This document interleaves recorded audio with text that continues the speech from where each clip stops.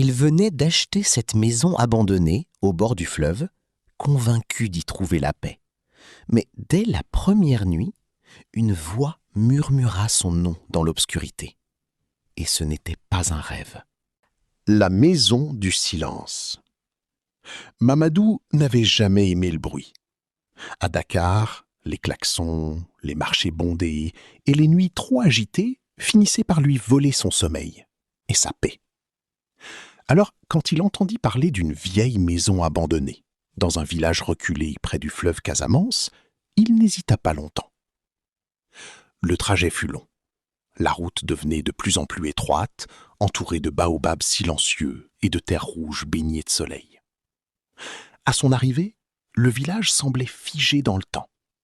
Quelques enfants jouaient pieds nus, des femmes pilaient le mil, et les anciens, assis sous un arbre, observaient chaque étranger comme un mystère.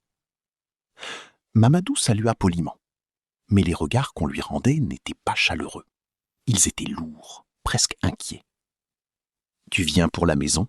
demanda un vieil homme à la voix grave. « Oui, on m'a dit qu'elle était à vendre. » Un silence s'installa. Le vieil homme échangea un regard avec une femme âgée, assise non loin. Elle secoua lentement la tête. « Cette maison, murmura-t-elle, elle ne garde pas les hommes longtemps. » Mamadou esquissa un sourire. Pour lui, ce n'étaient que des histoires de village, des croyances anciennes qui ne pouvaient rien contre la logique. « Je ne crois pas aux fantômes, » répondit-il calmement. Sans ajouter un mot, il prit la direction de la maison. Elle se tenait là, au bord du fleuve, légèrement cachée derrière de grands arbres. Le bois des volets était usé, les murs portaient les traces du temps. Mais elle avait quelque chose de fascinant, comme si elle attendait quelqu'un. En entrant, une odeur de poussière et d'humidité l'accueillit. Le sol craquait sous ses pas. Des toiles d'araignées dansaient dans les coins, et la lumière du soleil filtrait à peine à travers les fenêtres fermées. « Parfait », murmura-t-il, « le calme absolu. » Il passa la journée à nettoyer, ouvrir les fenêtres, faire entrer l'air et la vie. Peu à peu, la maison semblait respirer à nouveau. Mais à la tombée de la nuit, tout changea. Le silence devint lourd. Pas le silence paisible qu'il cherchait, non, un silence étrange, presque vivant. Mamadou s'allongea sur son lit improvisé, fatigué mais satisfait. Le bruit des grillons remplissait l'air et le fleuve murmurait doucement au loin. Puis, soudain, crac, un bruit net, comme un pas sur le bois. Ses yeux s'ouvrirent immédiatement. Il resta immobile, retenant son souffle. « C'est sûrement la maison, » pensa-t-il. « Le bois travaille. » Mais le bruit se répéta, plus proche. Crac! Cette fois, il n'y avait plus de doute. Quelqu'un marchait dans sa maison. Son cœur accéléra. « Il y a quelqu'un » lança-t-il d'une voix ferme. Aucune réponse. Juste ce silence, encore plus lourd qu'avant. Et pourtant, au fond de lui, Mamadou le sentait désormais clairement. Il n'était pas seul. Les signes invisibles. Le matin suivant, Mamadou se réveilla avec une sensation étrange, comme si la nuit n'avait jamais vraiment pris fin. La lumière du soleil entrait pourtant par les fenêtres ouvertes, mais l'air dans la maison restait lourd. Il se redressa lentement. « J'ai dû rêver », murmura-t-il. Pour se rassurer, il inspecta chaque pièce. Rien. Aucune trace d'intrusion. Les portes étaient fermées comme il les avait laissées. Mais en entrant dans la cuisine, il s'arrêta net. Le verre qu'il avait posé sur la table la veille était maintenant au sol, brisé. Mamadou fronça les sourcils. Il était sûr de l'avoir laissé bien au centre de la table. Un rat ou le vent, tenta-t-il de se convaincre. Pourtant, aucune fenêtre n'était ouverte. La journée passa et il essaya d'ignorer ce malaise. Il continua à ranger, à organiser, à transformer cette vieille maison en un véritable chez lui. Mais les choses commencèrent à devenir impossibles à expliquer. Une porte qu'il venait de fermer se retrouvait entr'ouverte quelques minutes plus tard. Une chaise changeait légèrement de position. Et surtout, cette sensation constante. Quelqu'un l'observait. En fin d'après-midi, alors qu'il balayait le sol, il sentit un souffle froid passer derrière lui. Il se retourna brusquement. Rien. Pourtant, il aurait juré qu'il n'était pas seul dans cette pièce. La nuit tomba à nouveau, plus oppressante que la précédente. Cette fois, Mamadou laissa une lampe allumée. Il n'avait pas peur, non, mais il préférait voir clair. Allongé sur son lit, les yeux fixés au plafond, il tentait de rester rationnel. Tout a une explication, se répétait-il. Puis, il l'entendit. Un son lent, régulier, comme une respiration, juste à côté de lui. Son corps se figea. Il tourna lentement la tête vers l'ombre dans le coin de la pièce. « Qui est là ?» murmura-t-il, la voix tremblante. Le silence.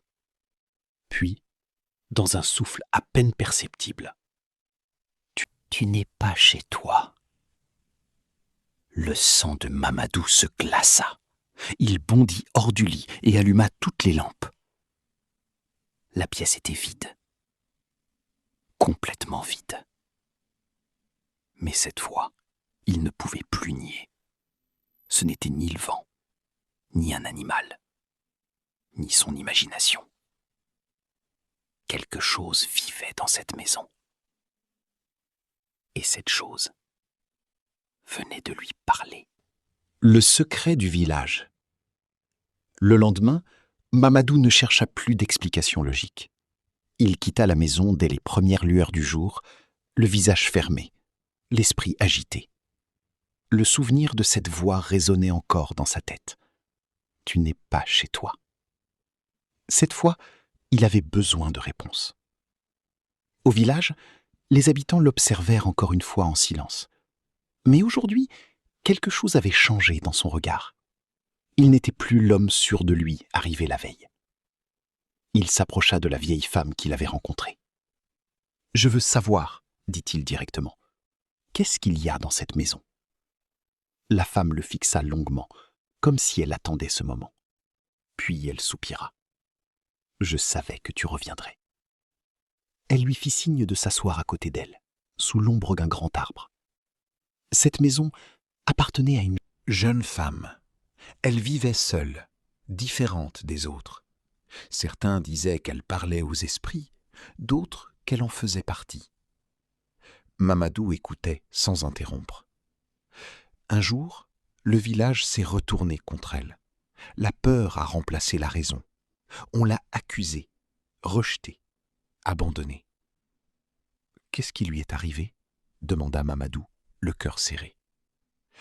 La vieille femme baissa les yeux. Elle a disparu, mais personne ne l'a vue partir. Un silence lourd s'installa. Depuis ce jour, la maison n'a jamais été vide, ajouta-t-elle doucement. Mamadou sentit un frisson le traverser. Vous voulez dire qu'elle est encore là ? La vieille leva lentement les yeux vers lui.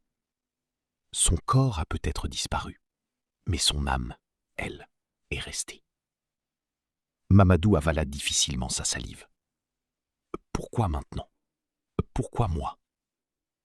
La vieille esquissa un léger sourire triste. Parce que tu es le premier à être revenu vivre dans son silence. Tu as réveillé ce qu'elle croyait perdu. Le vent souffla doucement, faisant frémir les feuilles au-dessus d'eux. Mamadou resta silencieux, perdu dans ses pensées. Il repensa à cette voix, à cette tristesse qu'il avait ressentie plus qu'entendue. Ce n'était pas de la colère, c'était de la solitude. « Elle ne veut pas me faire du mal, » murmura-t-il. La vieille hocha lentement la tête. « Non, mais une âme qui souffre peut devenir dangereuse si elle n'est pas entendue. » Mamadou se leva, déterminé. Alors je vais l'écouter. La vieille femme le regarda partir, inquiète. Fais attention, dit-elle d'une voix grave. Certaines portes ne devraient jamais être ouvertes. Mais Mamadou ne s'arrêta pas, car au fond de lui, il le savait maintenant. Ce qu'il avait entendu dans cette maison n'était pas un avertissement. C'était un appel. La rencontre. Cette nuit-là, Mamadou ne chercha plus à fuir. Il retourna dans la maison avec une détermination nouvelle. Le soleil disparaissait lentement derrière les arbres, laissant place à une obscurité plus dense que d'habitude. Mais cette fois, il n'alluma aucune lampe. Il voulait la voir. Il s'assit au milieu du salon, immobile, les mains posées sur ses genoux. « Je sais que tu es là, » dit-il calmement. « Je ne suis pas ton ennemi. » Le silence s'installa. Un silence profond, presque irréel. Puis, lentement, l'air changea. La température chuta brusquement.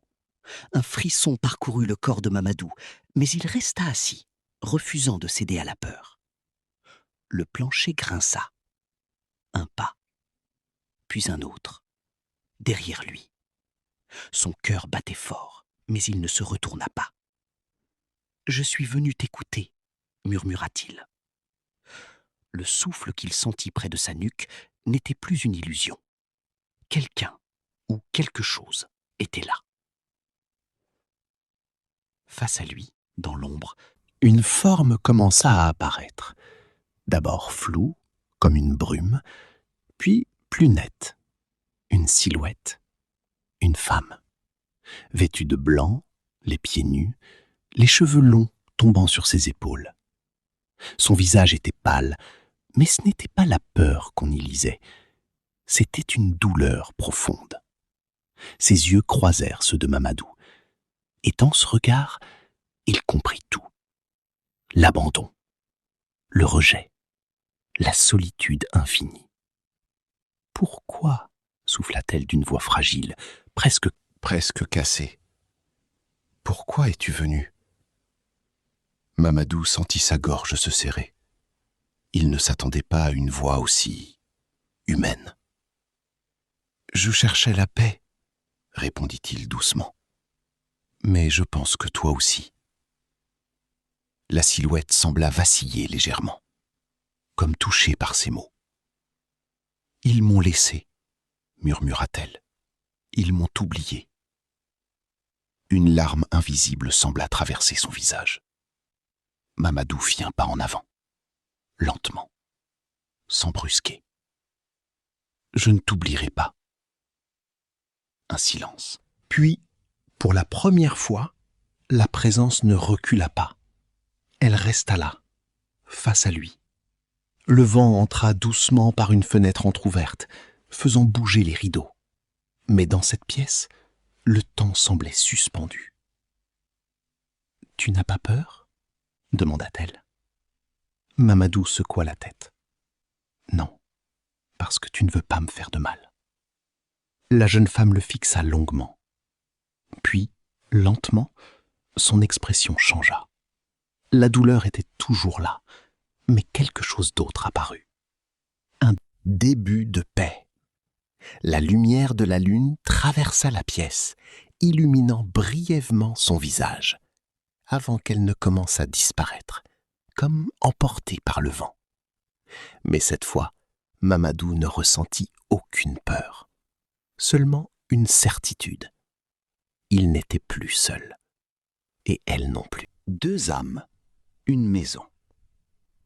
Le lendemain matin, la maison semblait différente. Le silence n'était plus lourd, il était apaisant. Mamadou se réveilla lentement, comme après une longue nuit de repos, la première depuis son arrivée. La lumière du soleil entrait doucement par les fenêtres, caressant les murs autrefois sombres. Il se redressa et observa autour de lui. Rien n'avait bougé. Mais tout avait changé. « Tu es là, n'est-ce pas ?» murmura-t-il. Une légère brise traversa la pièce, faisant frissonner les rideaux. Il sourit. Ce n'était pas une réponse, mais c'était suffisant. Les jours passèrent et la peur disparut complètement. Mamadou continua à vivre dans la maison, mais cette fois, il n'était plus un intrus. Il était accepté. Parfois, il sentait une présence s'asseoir près de lui lorsqu'il réfléchissait en silence. D'autres fois, une porte se refermait doucement, ou une ombre passait, sans jamais l'effrayer. C'était devenu naturel. Au village, les habitants commencèrent à remarquer quelque chose d'étrange. La maison, autrefois évitée, ne dégageait plus cette aura inquiétante. Les enfants osaient s'en approcher. Même les anciens, autrefois méfiants, semblaient troublés. Un après-midi, la vieille femme vint lui rendre visite. Elle s'arrêta devant la maison, observant longuement les lieux, comme si elle cherchait une présence invisible. « Elle est plus calme », murmura-t-elle. Mamadou hocha la tête. « Elle n'est plus seule. » La vieille le regarda avec étonnement. « Tu comprends ce que cela signifie ?» « Oui, » répondit-il doucement. Elle ne cherchait pas à faire peur, elle cherchait à être entendue. Un silence s'installa. Mais cette fois, il n'était pas pesant. Il était rempli de compréhension. La vieille femme esquissa un léger sourire. « Alors tu as fait ce que tout le village n'a jamais su faire. » Mamadou baissa les yeux. « Je l'ai simplement écouté. » Le soir venu, il s'assit seul, comme lors de leur première rencontre. « Tu peux rester, » murmura-t-il. « Cette maison est aussi la tienne. » Le vent se leva doucement. Une sensation chaleureuse l'enveloppa, comme une présence reconnaissante. Et dans ce moment suspendu, Mamadou comprit quelque chose de profond. Certaines âmes ne cherchent pas à hanter. Elles cherchent juste un endroit où ne plus être oubliées. Depuis ce jour, la maison au bord du fleuve n'était plus une maison hantée. C'était un refuge, un lieu où deux solitudes s'étaient rencontrées et avaient enfin trouvé la paix.